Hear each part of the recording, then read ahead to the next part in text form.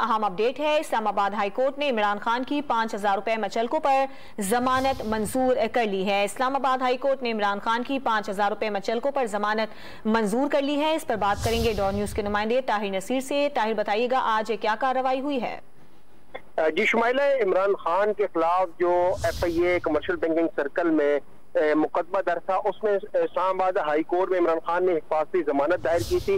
हिफाजती जमानत की दरखास्त के ऊपर समाअत इस्लामाबाद हाई कोर्ट की चीफ जस्टिस अख्तर अमान अल्लाह ने की। सुबह जब ये दरखास्त दायर की गई तो चीफ जस्टिस ने इमरान खान को जाती हैसियत में आधे घंटे में तलब किया था।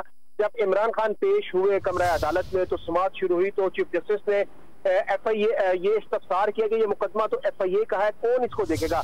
Additional attorney general Munawwar Iqbal Dogal ने अदालत को आगाह किया कि ये स्पेशल अदालत ही देखेगी। चीफ जस्टिस ने ये रिमार्क दिए कि उन्होंने सुबह दरखास्त जमानतें दायर की थी लेकिन नहीं सुनी गई, जिस पर एडिशनल अटॉर्नी जनरल ने मौका पर बनाया कि मुकदमे में जो दफा लगी है वो सेशन अदालत की है। अदालत ने इमरान खान की हिफाजती जमानत मंगल तक के लिए मंजूर कर लिया है और दौरान समाअत चीफ जस्टिस ने ये भी रिमार्क दिए कि अगर दायरा इख्तियार का मामला हल नहीं हुआ तो इसको हम देख लेंगे।